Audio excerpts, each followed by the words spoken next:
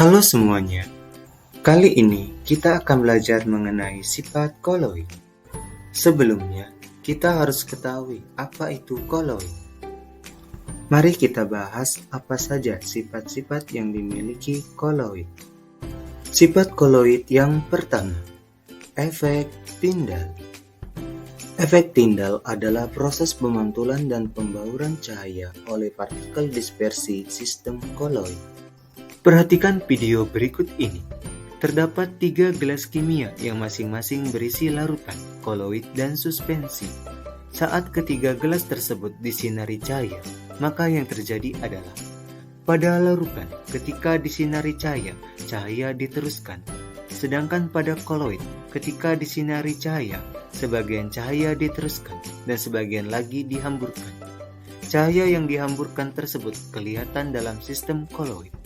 Serta pada suspensi, saat disinari cahaya, cahaya ini dipantulkan. Hal ini karena ukuran partikel koloid yang relatif lebih besar dari larutan, namun lebih kecil dari suspensi. Perhatikan contoh berikut ini.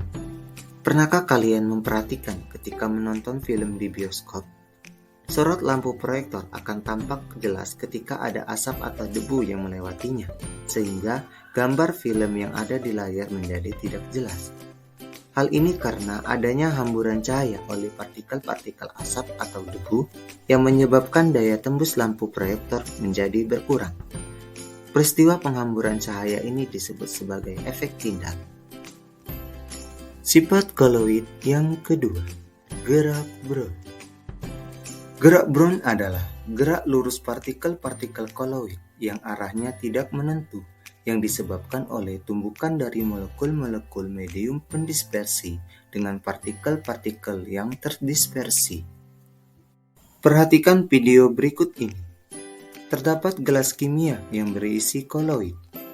Jika kita mengamati gerak partikel koloid pada koloid tersebut, maka kita dapat mengetahui bahwa gerakan partikel koloid bergerak secara acak.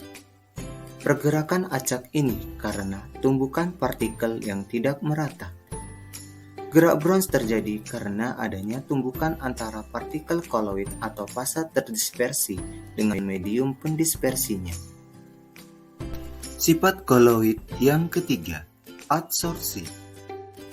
Adsorpsi adalah peristiwa penyerapan ion-ion oleh partikel koloid atau partikel terdispersi.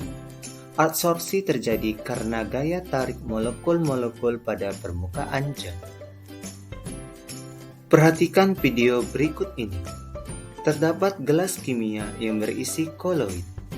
Saat kita amati, dapat diketahui bahwa zat-zat terdispersi memiliki sifat listrik pada permukaannya, sehingga dapat mengikat partikel-partikel zat-zat asing di sekitarnya.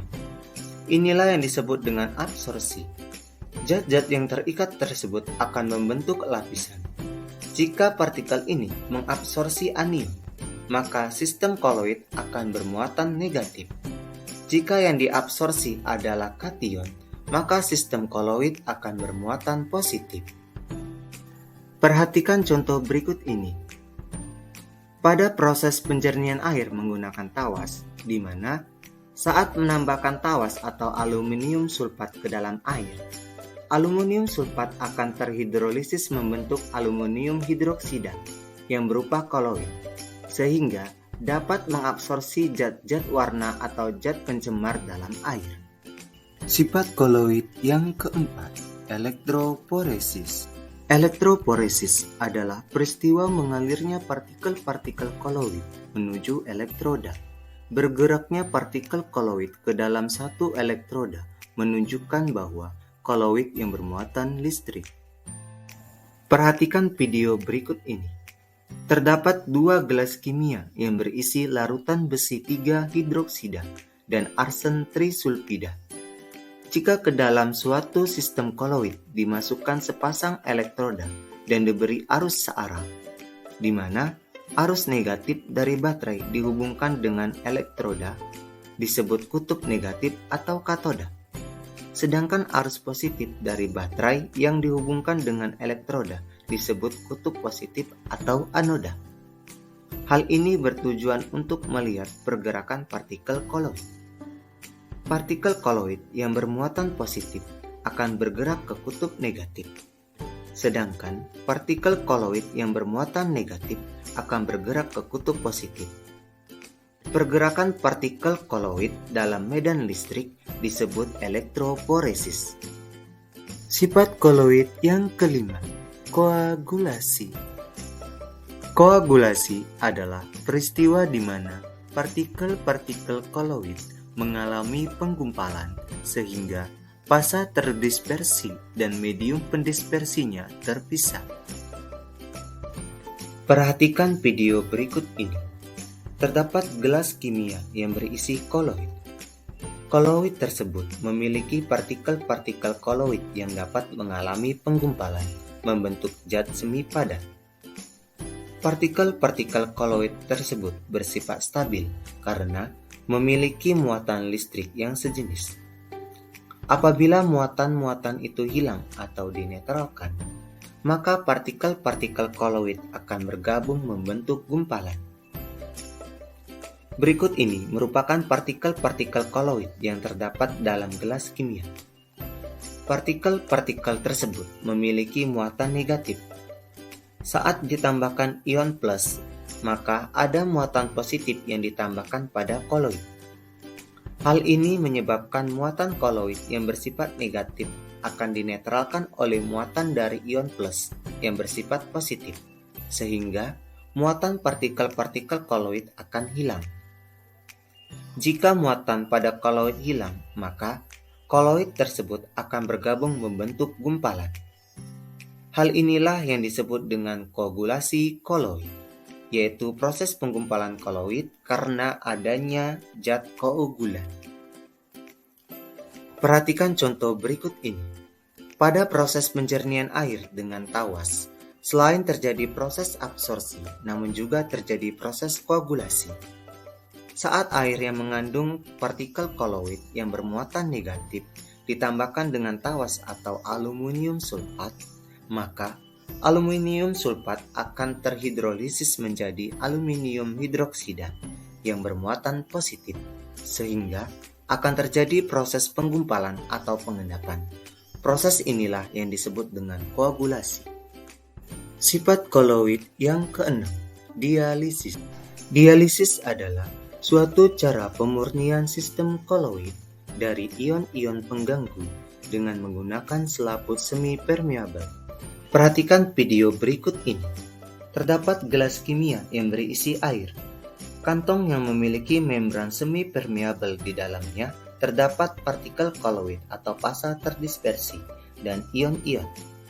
Saat kantong semi permeabel direndam ke dalam gelas kimia yang berisi air, ion-ion pada medium pendispersi lebih kecil daripada partikel koloid, sehingga ion-ion tersebut akan keluar dari sistem koloid, sedangkan partikel koloid akan tetap berada pada kantong semi permeabel. Perhatikan contoh berikut ini.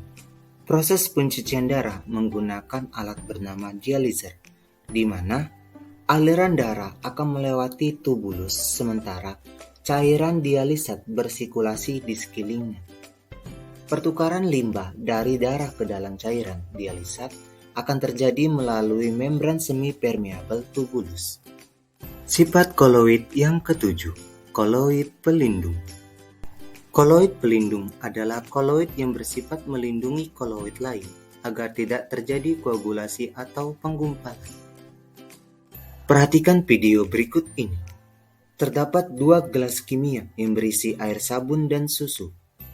Masing-masing gelas tersebut ditambahkan dengan beberapa tetes minyak sehingga terbentuk dua lapisan.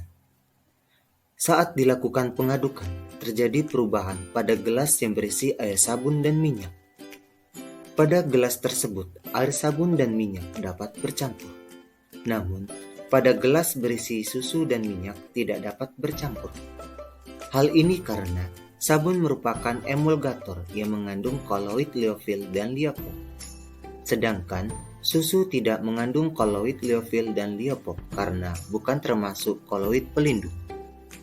Perhatikan contoh berikut ini. Ketika menambahkan gelatin atau koloid liofil ke dalam es krim atau koloid leopop, molekul gelatin akan membentuk lapisan pelindung yang melindungi partikel es krim. Gelatin melindungi es krim agar tidak terkena elektrolit dan mengalami penggumpalan. Gelatin berperan sebagai koloid pelindung. Terima kasih dan sampai jumpa di pertemuan berikutnya.